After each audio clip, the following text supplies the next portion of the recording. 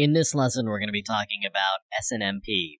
SNMP is the Simple Network Management Protocol, and not surprisingly, it's used to manage network devices. By manage, I'm talking about extracting information and also sometimes setting configuration parameters. The Simple Network Management Protocol currently has 3 versions. Started with version 1 that has been superseded for several years now, although it's still the predominant version that you'll see when you run across SNMP in network devices. Version 1 was very insecure.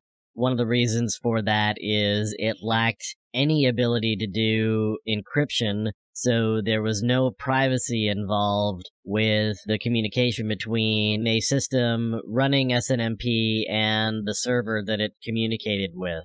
So there was no privacy, no encryption, no ability to protect the information that was being transmitted. As you'll see shortly, there's a lot of very useful and important information that can be communicated over SNMP, and of course there's also the ability to have SNMP set configuration parameters, and that can be really interesting and useful information as well. So on top of the lack of encryption, there was no real authentication involved in version 1. The way you authenticated with version 1 of SNMP was a concept called a community string, which is barely a password. And the community string was used to tell the SNMP system that you knew what this community string was, and so you were authorized to communicate with it. The problem with that idea, and why I hesitate to use the word authorized, is that typically the community strings with SNMP version 1 were well known and defaulted to the words public and private. The community string public referred to the ability to gather read-only data, meaning you could get information from a system running SNMP, and private was for write access, meaning you could set configuration parameters. So let me show you a way to get information from a system running SNMP. So I'm doing an SNMP walk, which means I'm going to connect to a system running SNMP, and I'm going to walk through the MIB, and the MIB is the Management Information Base.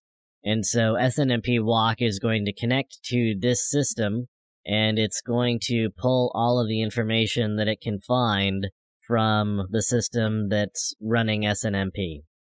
So I've just done an SNMP walk, and you can see all of this information. You'll see here on the left-hand side it says SNMP version 2 MIB, means the Management Information Base is a version 2. You can see the description here. I'm running a Linux system, and it's running kernel version 3.2.0. It's also a Ubuntu system with a symmetric multiprocessing kernel. So there's some really interesting and useful information. I now know the kernel version, and I can look up vulnerabilities against that kernel. So that's really helpful information to have, again, which is why SNMP is a good protocol for extracting information, and why version 1 is so insecure that you can just connect using the community string public, which you saw me use. It's well known, it's a default, it's what lots and lots of systems use, just because it's easy and, as I said, it's well known. Using that one community string, I can connect to this system and get all of this information. You can see all of these other variables that it's got, including system uptime, the system date, and right down here towards the bottom you can see the boot image. So I know what file and the name of that file that was used to boot the device with.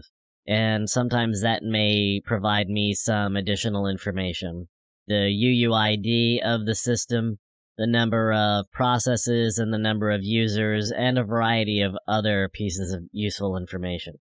So as I said, SNMP version 1 is the predominant version that you will see out there. There have been 2 additional versions and some intermediate changes in those versions as well. So we've got version 2, which tried to fix some of the problems with version 1.